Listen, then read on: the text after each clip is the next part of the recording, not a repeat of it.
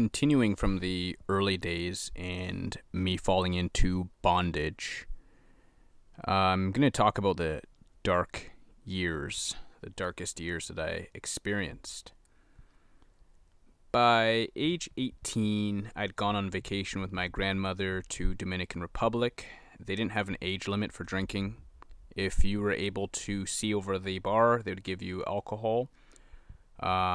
So I was able to spread my wings, per se, and hang out by the disco, which was almost like a little nightclub, and I drank a little bit, and I tried to be responsible. Plus, I was there with my grandmother, and we would have a good time and whatnot, and then later on, she'd let me go out and have fun, and meet up with some of the young people there on the resort. It's the first time, I think it was the first time. No, it was not the first time. I think the first time I may have gotten drunk. I don't remember. I know I got drunk a little bit on prom, but this time was the first time I had been at like a nightclub type scene, hanging out on my own, and I got intoxicated with some people there, and I ended up becoming a chatterbox throughout the entire resort. I woke up the next morning, everyone knew who I was. It was so intense that when I got back home, I'm going to work and people were pulling up saying, "Hey, you were in the Dominican this weekend." I didn't even know who the dude was, but apparently I got back home and people saw me who saw me at the resort. But that was my first experience of having any form of nightlife. And I turned 19 shortly after, and I started going out clubbing and partying with my friends, long story short. Those 3 years were really dark. There's times I'd be praying in the car, asking Jesus not to let me die. And I think I was even asking for forgiveness because I was getting convicted that my life was not really going down the right path. But yet I was addicted to not just porn and not just even video games and anime, like my hobbies. I was now getting addicted to going out partying and clubbing and music I didn't even like. I was always listening to this music and that I heard in the clubs, and I didn't even really like it, but it was actually demons in me. The demons that I picked up liked it, and they were trying to live through me. A little side note here, some people may not believe this, but demons, their goal is to live through us. They don't have physical bodies, so they're spirits. They'll enter into our bodies. Demons have the ability to project feelings, thoughts, manifestations, even physical sensations, and treat them as if it's us. And then when we go and act out the sin, they get pleasure out of it and feed off of it. So I didn't actually like any of this stuff. It was the demons that I had picked up that thrived off of these things, and they were living through me. And I was siding with them and agreeing with them and running with them, thinking it was me at the time. I started doing some pretty stupid stuff. Some of my friends were drinking and driving, and I'd be driving with them. They started driving a lot slower, which I guess that was a plus. Either way, it was retarded. We eventually did stop drinking, actually. There's one time we went to the club sober and saw how everyone else was drunk and looked stupid, and we became actually afraid of drinking going to the club. And we started going sober, and when we went sober, we started doing mischief and stuff. We started acting like little children. I had a few friends that I had as clubbing buddies that we'd go out, both male and female. There was one time, however, I had the car. My grandmother had given me a car. She's a really, really great woman. It's just really sad that in this portion of my life is when I became the most irresponsible. But I ended up losing the car. I actually had a spiritual gift. Well, still do have it. I don't really practice using it nowadays, but where I was able to see the future. I was able to actually see my future. In high school, I used to take a look, like by faith, and I would be able to see up to a certain amount of time. I couldn't see past my 20s, early 20s for some reason, though. I would see a weird gray mist. So this one year when I had the car, I told my friend that I wasn't going to have the car by the end of the summer. It's summertime, and I had the car. We were making some plans, and I had some plans, and I was already a very depressed person, very negative, dark, low self-esteem, just really. I tried to be cool. I tried to be, chill with people, but the truth is, I was pretty broken, And I knew that I was going to lose the car. I saw it in the future, and I told him. And long story short, one night I talked to one of my other friends, the guy I used to get into mischief with in clubs and stuff. He didn't really feel like going out. I talked him into going out because I was literally addicted to clubbing. I always wanted to go out, want to meet people, talk to people, especially women, even though this pornography spirit produced a fear of women and used to chew away at my self-esteem and whatnot. That's another side subject, which I'm not going to go into just yet. I'm going to bring it up in a little bit. And talked him into going. We went, called up my other friend, him and his cousin, who I was really chill with. They were driving in a car behind us. I then make a left turn. This guy was speeding in his van. I end up hitting his van. Even though he was speeding, it was my fault. I made the left. I hit him with the corner of my driver's side, the driver's side of the front portion of the hood. His van, he swerved. His van rolled. His dog flew out the window. And by the time his van finished rolling, it was on the other side of me, to the right side lane, on our side of the road. So he did a huge arc. Thankfully, Jesus sent angels down there. No one got hurt. The dog was fine. My car was out of commission. Couldn't use it anymore. That guy was livid. He just purchased that van. I felt really bad. Almost killed my friend. If I had pulled out even more, that guy would have T-boned us. My friend would have been dead. I could have been dead.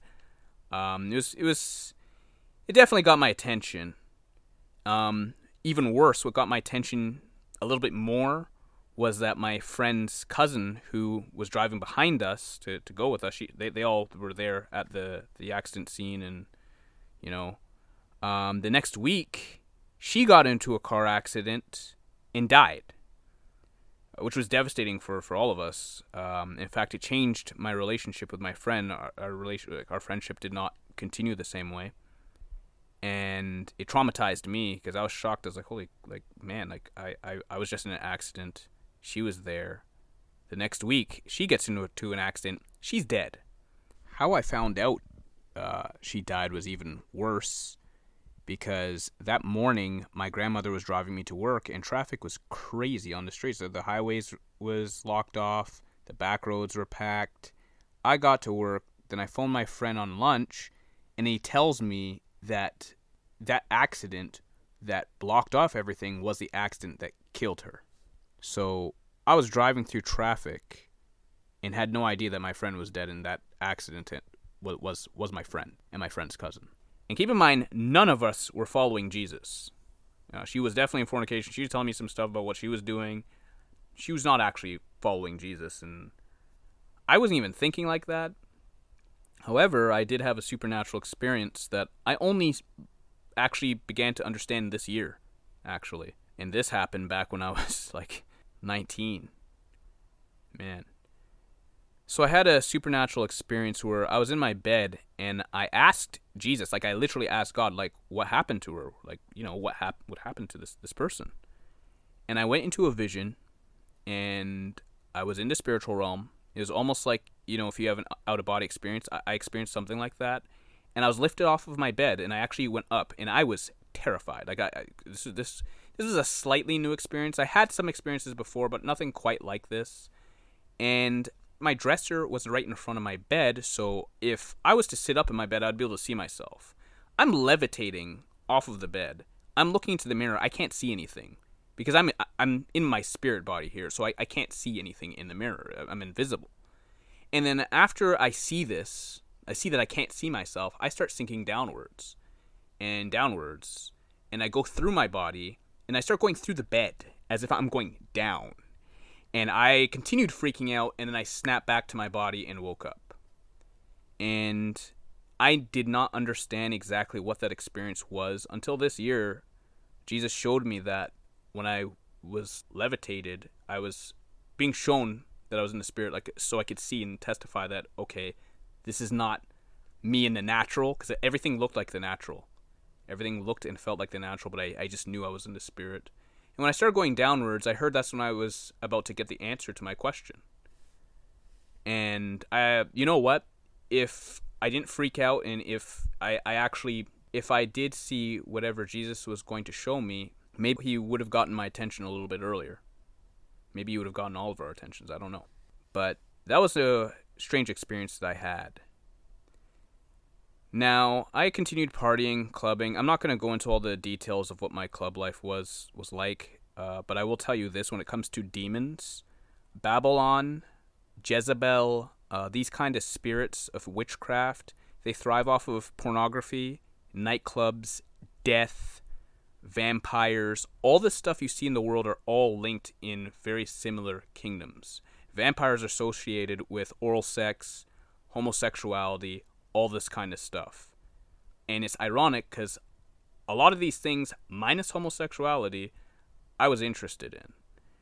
And nightclubs are also a place that a lot of Satanists go to do their work. And nightclubs are also a point of covenant for demons to refresh themselves.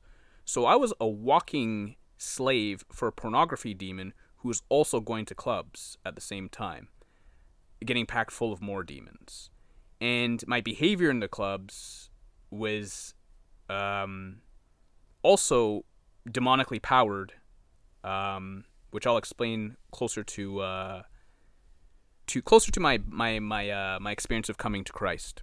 I'm going to mention some things that I learned that Jesus had showed me about my nightclub experiences. But yeah, my life was not. I was not doing very well. I was not doing very well at all. And when it came to people praying for me, my grandmother was praying for me. My great-grandmother had been praying for me for years before she had passed away. And Jesus finally told my grandmother that I was going to be saved a particular year. It was supposed to be the New Year's of 2007 going into 2008? No, sorry. It was the New Year's of 2006 going into 2007. My grandmother then had me promise her that I would come to church on New Year's. And I promised her that I would. And it's so strange because to this day, I don't remember making that promise. And the New Year's happened. She was asking me to go to church, which I do remember that. And I did not keep the promise. And I decided to go clubbing with my friends because that's what I was about. This was unlike me. I am and was the type of person to keep promises. That's how I was raised. So to this day, it still shocks me how out of character I was acting in this season of my life. And this wasn't the only area. This bled into everything. This was even in my schoolwork and college, everything. On top of that, this season of my life, my mom was going through a divorce. And I'm pretty sure that affected me mentally as well. Or at least she was going through the separation. And it was a separation before the divorce. And that's another subject, which I don't even think I'll be covering. But the subject of divorce and remarriage, I definitely would be covering on this channel. But the point is, my life was not really doing too hot. My mom was also not doing too hot. And ironically, this year, my mom got saved, as in she started going to church. So Jesus had already got her attention, but I ended up breaking that promise. And that following year was the worst year when it came to my clubbing experiences and my friendship circle. Jesus did place a friend in my life. She was a friend of a friend, and then I became more of a friend to her than the guy. And honestly, it was one giant mess, but I do thank God for her being a friend in my life because she was used as like a buffer to help kind of calm me down from the amount of clubbing and debauchery and foolishness. She was more like, hey, want to hang out, let's watch a movie, let's do this, let's do that, and, do other things. And I started hanging out with her a lot more outside of the clubbing. And once in a while, she would go clubbing too. There was a season where things were getting so bad in this year that I was getting frustrated. Certain plans I was trying to make for my life were just getting ruined. And I'm talking about stupid goals here. They're goals I don't even want to repeat how stupid they are. It wasn't even like I was trying to build a career or anything. I just had demonic, twisted plans set up in my mind of what I wanted to accomplish. And I remember sitting down with her at a pizza restaurant and telling her how I just had this battle going on inside of me. I could feel the pull of Jesus calling me, but at the same time, I still really enjoyed the clubbing scene and the things I was doing. I told her that it really did feel like there's a battle, and I felt myself becoming like a man of God. I didn't use the term man of God, I used another term, but the point is, I saw myself becoming that, but there was just something fighting with me. And I knew deep down inside that I was destined to follow Jesus. I knew from a very, very young age. Even in the Jehovah's Witness days, Jesus had already showed me who I was and where I was supposed to be going and what he wanted for me and what my identity was. At that age, I already knew. If you were to ask me and say, hey, listen, has Jesus told you, where he's going to lead you or who you are, or I would have been able to tell you straight. I'd be able to show you scripture, say, yeah, this is what Jesus showed me about me. And it was true. It was true. And I actually forgot about that. But I knew I was supposed to be following Jesus. I still believed in him. I still had reverence for him to whatever was left. But this battle was really tugging on me. So during this season, and I mentioned this because this is important later. I'm going to be bringing this up again in a future video. This discussion I had with this female friend of mine. Now, in this year, Jesus also started dealing with me regarding pornography. I started getting dreams showing that I needed to repent. I had a dream where I got into a car accident and this female messenger came and slashed me and 3 of my fingers got chopped off. And then I blacked out, woke up, and then these female messengers were ministering to me and I looked at my fingers and they were repaired again as if they were made new. And I woke up from that dream, and that day, my computer, out of anger, I smashed it, and the hard drive got messed up, and it took 3 days for it to be repaired. And instantly I knew that this was Jesus, and I knew it was because he wanted me to get rid of the pornography. So I did actually try and repent. Interestingly enough, I said, okay, you know what? I think Jesus wants me to put this aside, so let me try. Because I did actually want to follow Jesus, but I didn't know anything. I literally, I didn't know anything. All I knew is that God is my Father. I knew that I respected Jesus and we should, do what he says. Had that conviction, but that demon clouded that, and I still ended up downloading everything again, getting all the stuff back again, and I was just back into the same mess. However, the situation this time was I was actually being convicted that, hey, this is actually wrong. I don't think I'm supposed to be doing this. And I remember now that my mom was involved in church, there were church members coming. The pastor's wife asked me if I was going to get baptized.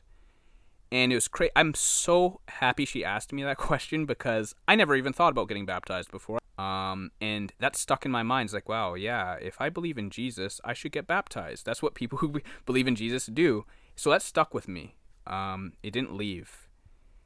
And I still continued sinning. I still continued in watching pornography, masturbating, and just all my other lusts and idolatries.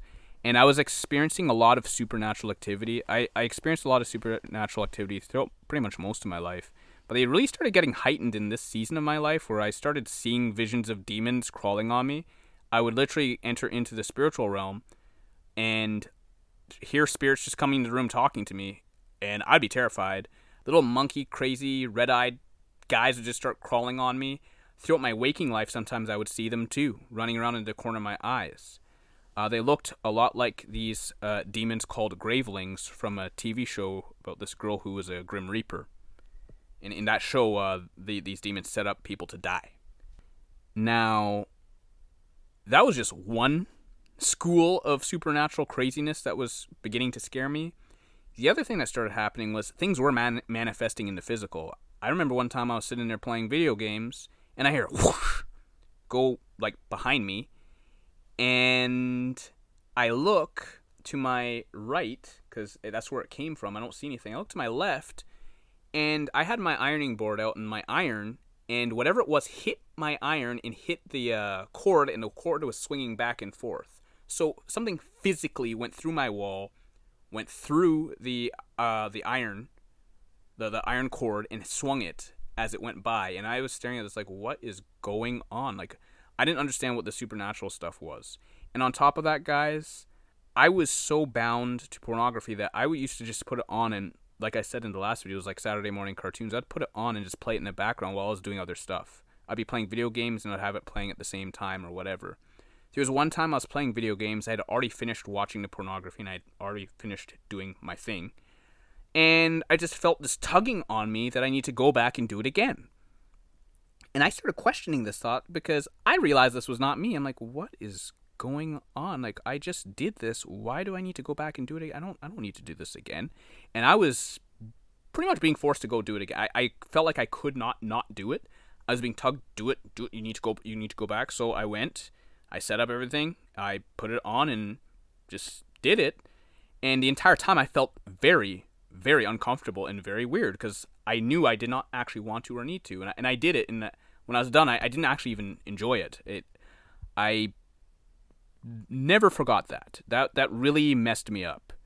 And then things still got even worse on top of that. Things still started getting a little bit more weird. There's times where things had gotten so bad with me that I would finish work. I'd go to work, come home, and on my way home, I would be sitting there waiting to get on the bus, and I'd be thinking about what porn I was going to watch when I go home. Like, I literally, like, it was that bad. I'd be sitting there planning on what am I going to watch and who and all of this foolishness. One time I was walking and I was doing that, and I started getting flashes of homosexual images in my mind. And I mean flashes. So I'll be sitting there thinking one thing, I'll see a flash image come to my mind and then leave. And it came with the feeling of homosexuality as well. I knew that it was not heterosexual, even though I was just seeing images and body parts and stuff. And I knew it was the pornography. I didn't know what was going on. I didn't know why I was seeing it, as in this was a demon and all. I didn't understand any of that at that time. All I knew was I saw that image because of the pornography, and it was homosexual, and I also knew that I was not a homosexual. So this also scared me because I didn't understand what was going on. This was not normal stuff. I had no clue, and I didn't find out what was going on until after I started following Jesus. So these things actually scared me, and this is around the time I decided, okay, you know what, I think I'm going to stop watching pornography. So I decided to try and stop, and I found out I could not. And this is what then terrified me. I realized that I don't want to do this anymore, and I can't. I kept doing it. I continued getting forced to do it. And things, at this point, I knew there's a problem, and I kind of wanted help, but at the same time, I just didn't know what to do. So as for the what happens next, I'm going to save this for the next video. This would have been in the December of this year. As I mentioned, this would have been 2007, where my grandmother would have already heard that I was supposed to get saved. I broke the promise. I went through all of this foolishness. Most of it, I believe, was in this year. And if it wasn't in this year, it was definitely close to. It would have been the year before and this year, coming down to the December time, where I hit a climactic event and situation with this whole pornography business. So I'm going to go through that in the next video.